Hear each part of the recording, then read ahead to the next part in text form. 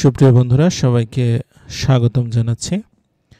আজকে আমরা আলোচনা করব ভূমি জরিপ ও রেকর্ড অধিদপ্তরের ড্রাফটসম্যান কাম এরিয়া এস্টিমেটর কাম শিট কিপার এই পদে 7 জুন 2024 তারিখে যে পরীক্ষা অনুষ্ঠিত হলো তার সম্পূর্ণ প্রশ্ন সমাধান নিয়ে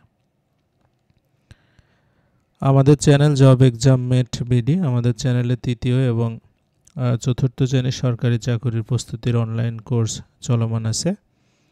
আপনারা চাইলে স্ক্রিনে দেখানো নম্বরে আমাদের সঙ্গে যোগাযোগ করতে পারেন। এই পরীক্ষার পূর্ণমান ছিল হচ্ছে 100, সময় ছিল হচ্ছে 90 মিনিট। প্রথম প্রশ্ন ছিল সন্ধি বিচ্ছেদ করুন। পবিত্র, এটা হচ্ছে পযোগিত্র, অন্বেষণ, অনুযোগেশন, মতৈক্য, মতযোগৈক্য, ততোধিক, তত বিসর্গ অধিক এবং প্রত্যুষ, এটা হবে প্রতিযোগ ওষ। এরপরে 2 বলছে নিচের বানানগুলো শুদ্ধ করুন। প্রথমে ছিল শিরচ্ছেদ বানান হবে, তাহলে বা শয় হস্যি র, তাহলে বা শয়ে ছয়ে একার দ শিরচ্ছেদ। গীতাঞ্জলির সঠিক বানান হবে গয় দীর্ঘিকার তয়াকার ইয়বর্গীর জ লয় হস্যিকার। বিভীষিকা বানান বয় হস্যি ভয় দীর্ঘ মূর্ধন্য শয় হস্যি কয়াকার।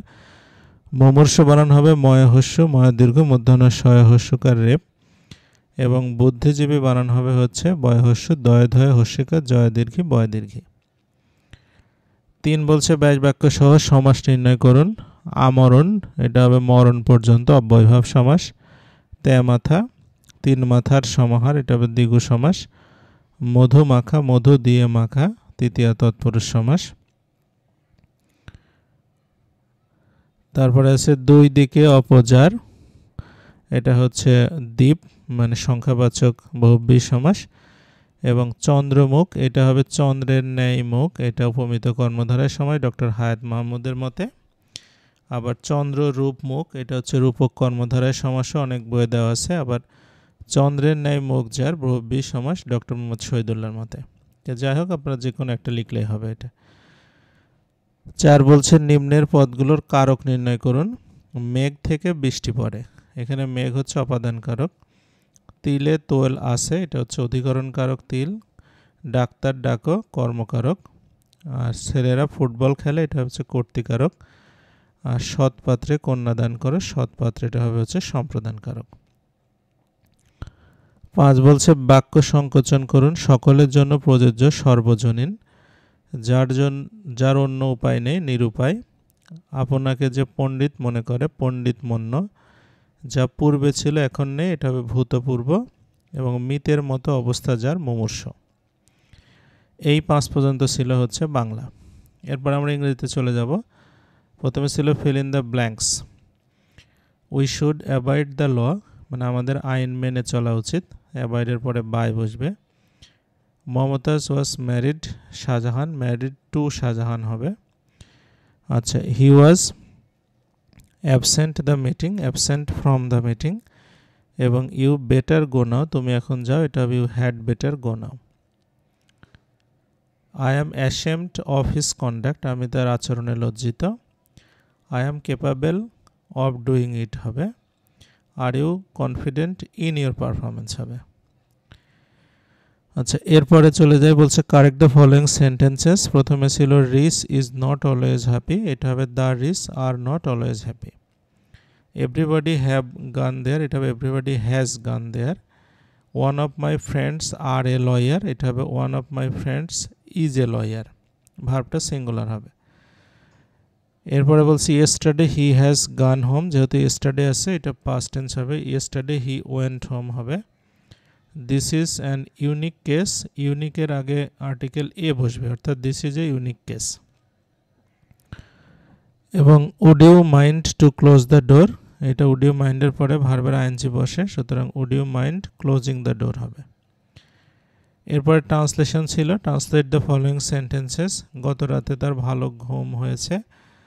Last night he slept a sound sleep. প্রয়োজন আইন মানে না, এটা হবে হচ্ছে নেসেসিটি নোস নো লস। তিনি এলএলএম পাস, এটা হবে হচ্ছে হি ইজ অ্যান এলএলএম। এবং আমি না হেসে পারলাম না, I can not but laugh, আমি লেখার চেয়ে পড়তে পছন্দ করি। I prefer reading to writing. আর সে 5 বছর যাবত এখানে বাস করছে, এটা হবে he has been living here for 5 years. আচ্ছা, এরপরে আমরা আসি, বলছে যে আনসার দ্য ফলোয়িং কোশ্চেন। প্রথমে ছিল reading is an excellent habit. Here রিডিংটা হচ্ছে রিডের সাথে আইএনজি যুক্ত হয়ে নাউন হয়েছে, সুতরাং এটা হবে হচ্ছে gerund. What kind of noun is knowledge, এটা হবে abstract noun. What is the adjective of mouth, মাউথের অ্যাডজেক্টিভ হবে হচ্ছে ওরাল।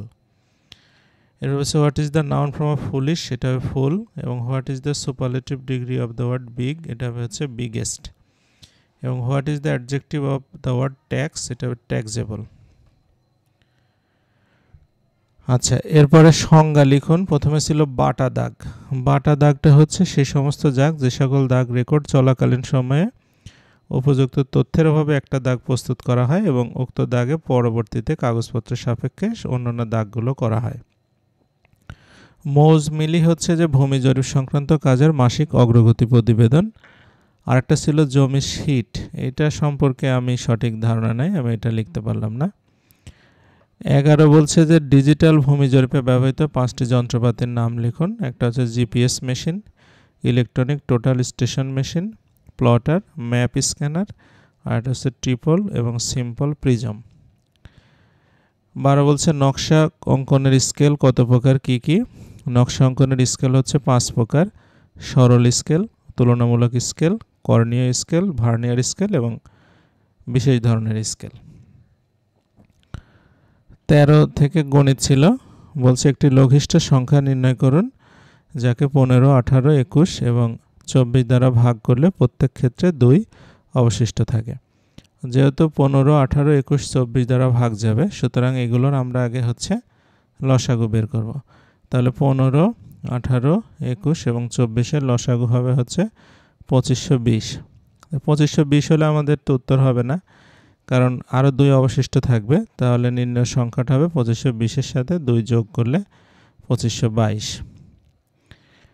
আচ্ছা, 14 বলছে যে একটি বিষমবাহু ত্রিভুজের বাহু তিনটির পরিমাপ 42 সেন্টিমিটার, 34 সেন্টিমিটার এবং 20 সেন্টিমিটার। ত্রিভুজটির ক্ষেত্রফল কত? আচ্ছা, তো বিষমবাহু ত্রিভুজের ক্ষেত্রফল বের করতে হলে অর্ধ পরিসীমা বের করতে হবে। এস ইকুয়াল টু 3 বাহুর যোগফল ভাগ 2, অর্থাৎ 42, 34 আর 20 যোগ করে 2 দিয়ে ভাগ করলে হবে হচ্ছে 48। এখন আমরা ত্রিভুজের ক্ষেত্রফল বের করব। এটা রুট দিয়ে নিব 48। 48 থেকে 42 একবার বাদ দেব, 48 থেকে 34 একবার বাদ দেব, 48 থেকে 20 একবার বাদ দেব। তাহলে 48 থেকে 42 বাদ দিলে হবে 6, 34 বাদ দিলে 14 আর 20 বাদ দিলে হচ্ছে 28। এইগুলোকে আমরা জোড়ায় জোড়ায় করে নেব যাতে রুট থেকে বের করানো যায়। তাহলে আমরা 48 গুণন 6 গুণন 14 গুণন 14 গুণন 2 লিখব। আচ্ছা, আর এইদিকে আমরা 6 গুণন 6, 6 6 36, 14 গুণন 14 হলো। আর এইখান থেকে 48-এর 8 বের করে 2-এর সাথে গুণ করে 16 করে ফেলব। তাহলে যেহেতু 6 এক জোড়া হয়ে গেছে, রুটের মধ্যে থেকে বের হয়ে আসবে। তারপরে হচ্ছে 14 বের হয়ে আসবে এবং 16 রুট করলে 4 বের হয়ে আসবে। তাহলে এটা হবে 336 বর্গ সেন্টিমিটার। আচ্ছা, এরপরে আমরা পরেরটাতে আসি। পরের প্রশ্নটা ছিল যে প্রতি বেঞ্চে 4 জন করে বসলে 3টি বেঞ্চ খালি থাকে, আবার প্রতি বেঞ্চে 3 জন করে বসলে 6 জন দাঁড়িয়ে থাকে। তাহলে ওই শ্রেণীর ছাত্র সংখ্যা কত? আমরা মনে করি ওই শ্রেণীর ছাত্র সংখ্যা হচ্ছে x জন। তাহলে যদি আমরা 3 জন করে বসে, তাহলে x কে আমরা হচ্ছে 3 দিয়ে 4 জন করে বসে 4 দিয়ে ভাগ করলে আরও 3টা বেঞ্চ খালি থাকবে, তাহলে +3। আর পরবর্তীতে বলছে যদি 3 জন করে বসে তাহলে 6 জন দাঁড়িয়ে থাকে। তাহলে আমরা প্রথমে 6 জন বাদ দিয়ে দেব, দিয়ে 3 দিয়ে ভাগ করলে বেঞ্চের সংখ্যা সমান হয়ে যাবে। তাহলে এটা লসাগু করলে হবে 4, তাহলে x + 12, এখানে 3, x - 6, এটা আর গুণ করে দেব, তাহলে 4x - 24 আর 3x - 36। তার মানে x এর মানটা হবে হচ্ছে, এই দুটো যোগ করলে হবে হচ্ছে 60, অর্থাৎ হচ্ছে ছাত্র সংখ্যা ছিল মোট 60 জন। তারপরে বলছে নিচের প্রশ্নগুলোর উত্তর লিখুন। প্রথমে ছিল বিশ্ব পরিবেশ দিবস কবে? 5 জুন। কোথায় দিন রাত্রি সমান নিরক্ষরেখায়? বাংলাদেশের সংবিধান এ পর্যন্ত কতবার সংশোধন করা হয়েছে? এটা হচ্ছে 17 বার। পদ্মা সেতুর দৈর্ঘ্য ও প্রস্থ কত? পদ্মা সেতুর দৈর্ঘ্য হচ্ছে 6.15 কিলোমিটার, প্রস্থ 18.10 মিটার। বাংলাদেশের প্রথম স্বীকৃতিদানকারী দেশ কোনটি? ভুটান। পদ্মা নদীর মাঝি রচয়িতাকে? মানিক বন্দ্যোপাধ্যায়। আমি হিমালয় দেখিনি কিন্তু বঙ্গবন্ধুকে দেখেছি উক্তিটি কার? Fidel Castro. স্মার্ট বাংলাদেশের ভিত্তি কয়টি? কী কী? 4টা ভিত্তি: smart citizen, smart economy, smart government, smart society. মুক্তিযুদ্ধে অসামান্য অবদানের জন্য প্রদত্ত খেতাবসমূহ কী কী? বীরশ্রেষ্ঠ, বীর উত্তম, বীর বিক্রম, বীর প্রতীক। বিশ্বের দীর্ঘতম সমুদ্র সৈকতের নাম কি? দৈর্ঘ্য কত? বিশ্বের দীর্ঘতম সমুদ্র সৈকত হচ্ছে কক্সবাজার, 120 কিলোমিটার দৈর্ঘ্য। অসমাপ্ত আত্মজীবনী বইয়ের লেখককে? এটা হবে শেখ মুজিবুর রহমান। উপমহাদেশের অর্থনীতিতে প্রথম নোবেল পুরস্কার বিজয়ী কে? অমর্ত্য সেন। জিপিএস এবং জিআইএস এর পূর্ণরূপ কি? জিপিএস হচ্ছে গ্লোবাল পজিশনিং সিস্টেম, আর জিআইএস হচ্ছে জিওগ্রাফিক ইনফরমেশন সিস্টেম। 6 দফা আন্দোলন কত সালে হয়েছিল? 1966 সালে। ডেঙ্গু রোগের জন্য কোন মশা দায়ী? এডিস মশা। বাংলাদেশের সাথে কোন কোন দেশের সীমানা রয়েছে? ভারত ও মায়ানমার। রূপপুর পারমাণবিক বিদ্যুৎ কেন্দ্র কোন জেলায় অবস্থিত? এটা পাবনা। এবার জাতিসংঘ কত সালে প্রতিষ্ঠিত হয়? সদর দপ্তর কোথায়? এটা 1945 সালে প্রতিষ্ঠিত হয়। সদর দপ্তর হচ্ছে নিউ ইয়র্ক। নিশীথ সূর্যের দেশ হচ্ছে নরওয়ে এবং বাংলাদেশের প্রথম কৃত্রিম উপগ্রহের নাম হচ্ছে বঙ্গবন্ধু 1। তো সুপ্রিয় বন্ধুরা, আজকের প্রশ্ন সমাধান এই পর্যন্তই ছিল। ভালো লাগলে অবশ্যই আমাদের চ্যানেলকে লাইক, কমেন্ট এবং সাবস্ক্রাইব করে পরবর্তী ভিডিওতে আমাদের সঙ্গে থাকবেন সে আশা করে আজকের মতো শেষ করছি। সবাইকে অসংখ্য ধন্যবাদ।